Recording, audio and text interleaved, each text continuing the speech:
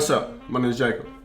I watch videos on YouTube. Today I got a video recommended to me by RattlesnakeHaven, and it's a video about Tim Minchin. You guys love Tim Minchin, so I thought I'd do another one of his, and it's a little bit different though. It's not a stand-up. It's him giving a speech, I guess at a graduation ceremony, a commencement ceremony at the University of West Australia, I guess that he's an alumni of.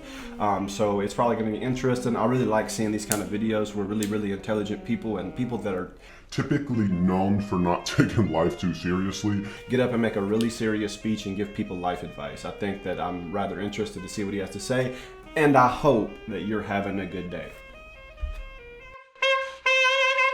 Ladies and gentlemen, please welcome Mr. Tim Minchin.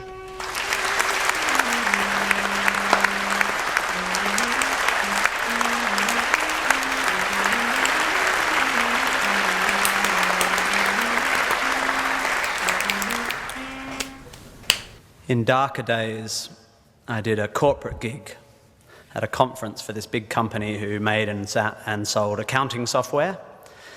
In a bid, I presume, to inspire their salespeople to greater heights, they'd forked out 12 grand for an inspirational speaker who was this extreme sports guy who had had a couple of his limbs frozen off when he got stuck on a ledge on some mountain. It was weird. You see, this goes back to something that I have said in the past, right?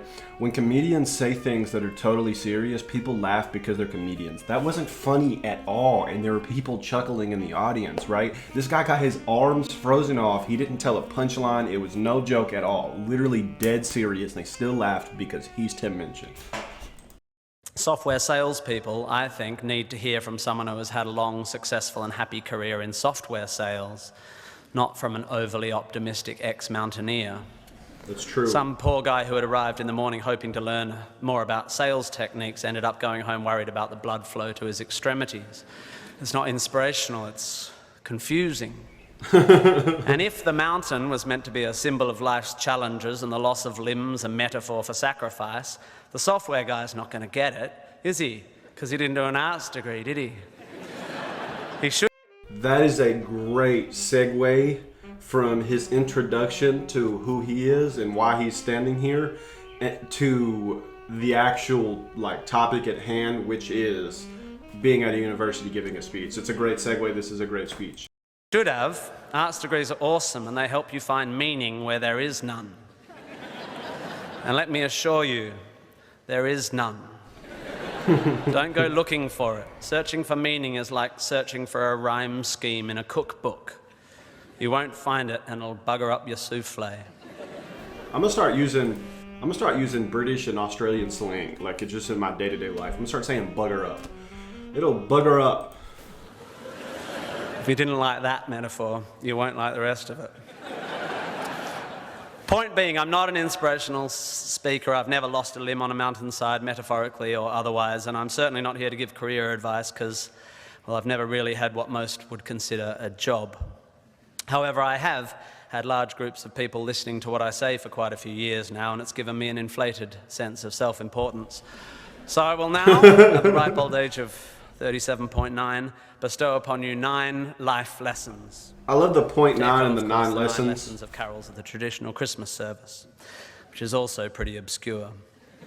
You might find some of this stuff inspiring, you'll definitely find some of it boring, and you'll definitely forget all of it within a week. And be warned, there will be lots of hokey similes and obscure aphorisms which start well but end up making no sense. So listen up or you'll get lost, like a blind man clapping in a pharmacy trying to echolocate the contact lens fluid.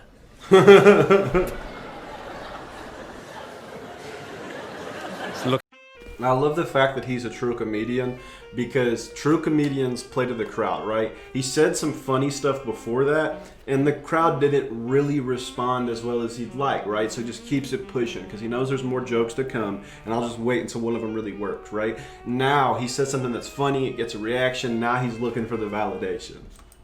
Looking for my old poetry teacher. Here we go. Ready? 1, you don't have to have a dream. Americans on talent shows always talk about their dreams. Fine, if you have something you've always wanted to do, dreamed of, like in your heart, go for it. After all, it's something to do with your time, chasing a dream. And if it's a big enough one, it'll take you most of your life to achieve, so by the time you get to it and are staring into the abyss of the meaninglessness of your achievement, you'll be almost dead, so it won't matter. I never really had one of these dreams, and so I advocate passionate dedication to the pursuit of short-term goals. Me too. Be micro-ambitious. Put your head down and work with pride on whatever is in front of you. You never know where you might end up. Just be aware the next worthy pursuit will probably appear in your periphery, which is why you should be careful of long-term dreams. If you focus too far in front of you, you won't see the shiny thing out the corner of your eye. Right? Good. Advice, metaphor. Look at me go. 2, don't seek happiness. Happiness is like an orgasm. If you think about it too much, it goes away. I don't necessarily agree with that. You see him playing to the audience again, but I'm going to use that as a segue for my disagreements of this. I think that you should seek happiness, but I think the things that make one happy in eras of one's life change, right? The 8 years of your life is an era. Right? So after 8 years, the likelihood that the same things make you happy as it did 8 years ago is very, very, very, very small. So as you grow and as your life changes and as your priorities shift the time you spend on things to match the shifting of your priorities, right? Because that is seeking happiness. If you didn't have kids before and your career used to make you super duper happy, but now you have kids and you really want to play with them, then stop working so much and play with your kids, because life is short, and as Tim Minchin just said, you are going to be dead soon.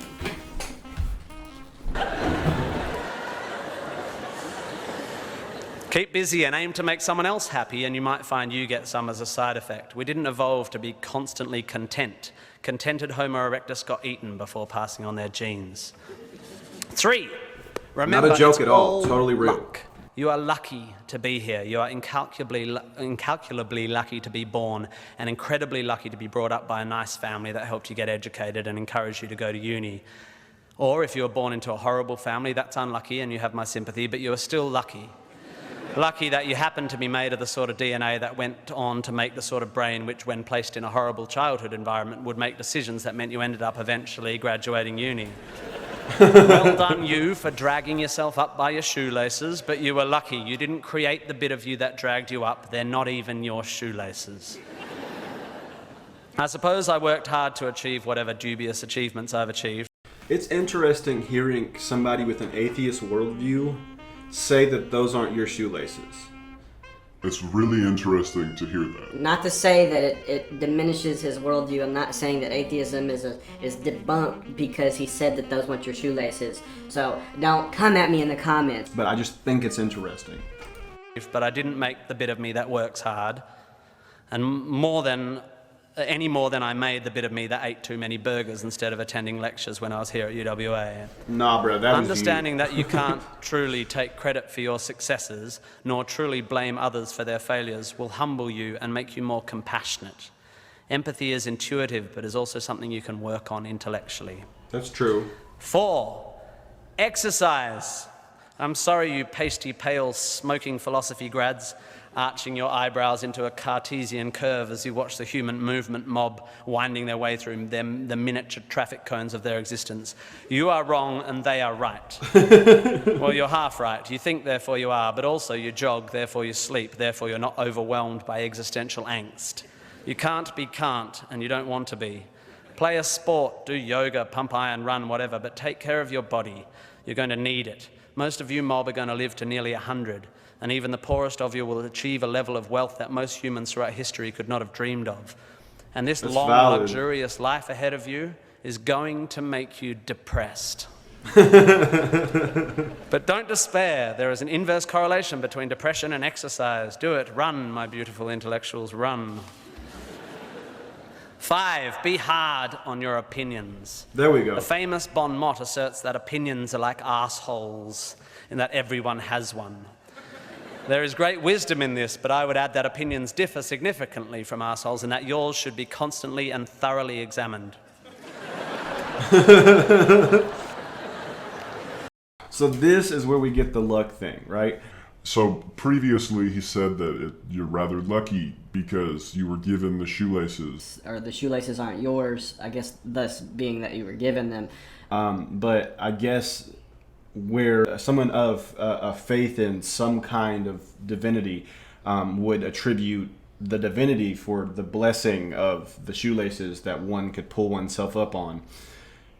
An atheist worldview is that you were lucky to get those laces, and it's just genetic code, which still is kind of interesting because some people have the same genetic code and some people have shoelaces to pull themselves up on and others don't. So I still think it's interesting. But again, not debunking. Please don't come at me in the comments. I just think it's interesting. Look at him. Look at him look for validation. It's revenge. He knows that was a good joke. That was a great butthole joke, dog. And so he's like relishing in his comedic genius, you know? We must think critically and not just about the ideas of others. Be hard on your beliefs. Take them out onto the veranda and hit them with a cricket bat. Be intellectually rigorous. Identify your biases, your prejudices, your privileges. Most of society's arguments are kept alive by a failure to acknowledge nuance. We tend to generate false dichotomies and then try to argue one point using two entirely different sets of assumptions. Like two tennis players trying to win a match by hitting beautifully executed shots from either end. You right there. Back that. I'm going to do it for you. I'm going to back this up and let you hear that again because you are guilty of that. You are guilty of that. By a failure to acknowledge nuance. We tend to generate false dichotomies and then try to argue one point using two entirely different sets of assumptions. You do like that. Two tennis players trying to win a match by hitting beautifully executed shots from either end of separate tennis courts. By the way, while I have science and arts graduates in front of me, please don't make the mistake of thinking the arts and sciences are at odds with one another. That is a recent, stupid, and damaging idea. You don't have to be unscientific to make beautiful art, to write beautiful things. If you need proof, Twain, Douglas Adams, Vonnegut, McEwen, Sagan, Shakespeare, Dickens, for a start. The greatest of all time. You don't need to be superstitious to be a poet. You don't need to hate GM technology to care about the beauty of the planet. You don't have to claim a soul to promote compassion. Science is not a body of knowledge nor a belief system. It is just a term which describes humankind's incremental acquisition of understanding through observation. Valid. Science is awesome. The arts and sciences need to work together to improve how knowledge is communicated. The idea that many Australians, including our new PM and my distant cousin Nick Minchin, believe that the science of anthropogenic global warming is controversial. Did Tim Minchin just name drop that his cousin was the Prime Minister? I think that was unnecessary and he's just flexing on you. Is a powerful indicator of the extent of our failure to communicate. The fact that 30% of the people in this room just bristled is further evidence still. The fact that that bristling is more to do with politics than science is even more despairing. I think that's facts. 6, be a teacher. Please, please, please be a teacher. Teachers are the most admirable and important people in the world. You don't have to do it forever, but if you're in doubt about what to do, be an amazing teacher. Just for your 20s, be a teacher. Be a primary school teacher, especially if you're a bloke. We need male primary school teachers. Even if you're not a teacher, be a teacher. Share your ideas. Don't take for granted your education. Rejoice in what you learn and spray it. I agree. If you work at a job that is not like prestigious, you're a restaurant employee or a factory employee or you're a garbage man, whatever you do, right? You have the potential in your day-to-day life to teach somebody else something. I used to work in factory with this gentleman, and this gentleman was 23 and I was 21. And there was a lot of life skills that were just very much common sense to him that I just didn't have. Just did not have those life skills, and to him it was just like a no-brainer. Like, you just do this, this, and this, and like you're good to go. Right, you save your money, take care of your wife and kids, and like everything else will work its way out, you know. But nobody ever told me that. I didn't know that, and so he took time out of his day to kind of like give me pieces of information that I still use and think about to this day. And I don't know if I'm sitting in this chair in front of this camera and talking to you right now, trying to do the same thing to you, if he didn't do that for me. And he was 100% not the smartest guy in the room, and we worked at a factory together, and it was not his job to be my life coach. So I really think that like those people really are like Somebody saving grace. And you could be somebody's saving grace, so just tell somebody something they don't understand. Just take a couple seconds out of your day, and if you see somebody struggling with something that's common sense to you, let them know what they're missing. 7, define yourself by what you love. I found myself doing this thing a bit recently where if someone asks me what sort of music I like, I say, well, I don't listen to the radio because pop song lyrics annoy me. Or if someone asks me what food I like, I say, I think truffle oil is overused and slightly obnoxious. And I see it all the time online, people whose idea of being part of a subculture is to hate Coldplay or football or feminists or the Liberal Party. We have a tendency to define ourselves in opposition to stuff. As a comedian, I make my living out of it. But try to also express your passion for things you love. Be demonstrative and generous in your praise of those you admire. Send thank you cards and give standing ovations. Be pro stuff, not just anti stuff. I agree. 8, That's good advice. respect people with less power than you. I have in the past made important decisions about people I work with, agents and producers, big decisions based largely on how they treat the wait staff in the restaurants we're having the meeting in. I don't care if you're the most powerful cat in the room, I will judge you on how you treat the least powerful. So there. If you don't tip your server at a restaurant, you're trash. 9, finally, don't rush. You don't need to already know what you're going to do with the rest of your life. I'm not saying sit around smoking cones all day, but also don't panic. Most people I know who were sure of their career path at 20 are having midlife crises now. That's true. I said at the beginning of this ramble, which is already 3.5 minutes long, that life is meaningless. It was not a flippant assertion. I think it's absurd, the idea of seeking meaning in the set of circumstances that happens to exist after 13.8 billion years worth of unguided events. Leave it to humans to think the universe has a purpose for them. However, I'm no nihilist. I'm not even a cynic. I am actually rather romantic. And here's my idea of romance. You will soon be dead. Life will sometimes seem long and tough, and God, it's tiring. And you will sometimes be happy and sometimes sad, and then you'll be old, and then you'll be dead. There is only one sensible thing to do with this empty existence, and that is fill it. Not fill it, fill it. That was a bad And joke. in my opinion, until I change Bad it, joke. life is best filled by learning as much as you can about as much as you can, taking The fill it joke was a bad joke that he emphasized too much. And then when he said, that's my opinion right now until I change it, that was a way better joke, but it got glossed over because you spent too much time on the bad joke. pride in whatever you're doing, having compassion, sharing ideas, running, being enthusiastic.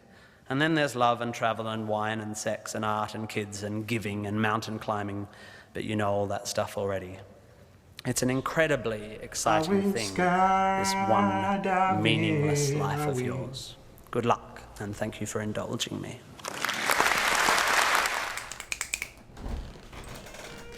My favorite of those are the teacher thing, obviously, because I went on a whole tirade about it, and the being critical of your opinions. And I think that a guy like Tim Minchin really embodies that one specifically. You can tell by how he asserts his ideas that he has spent a great deal of time thinking about the ideas. And he's very critical of his own ideas, and that's why he's unwavering in his ideas, because he spent so much time thinking about it that nothing you say he hasn't thought of already. And if you introduce new information, I'm sure that he's the type of individual that will ponder it at least. And I really think that it's very important for anybody with any kind of real voice to spend a lot of time thinking about the things that they say to people. You shouldn't spread information and spread ideals and spread anything to people without really being firm in your consideration that the things that you're saying or the things that you're going to say or the things that you plan on saying are false. I think more people honestly should spend more time thinking about and weighing on the things that they say and believe, because a lot of people just run with whatever political party that they align themselves with believes, right? If you're a liberal person or a conservative person, you just embody liberalism or conservatism in every single part of your life. And you don't really question it, and you don't really like think that maybe a little bit of what you think or have been told or what you subscribe to might be utter bull honky. But I'm gonna quit rambling, and then I hope you right there, I hope that you have a great day. Peace out.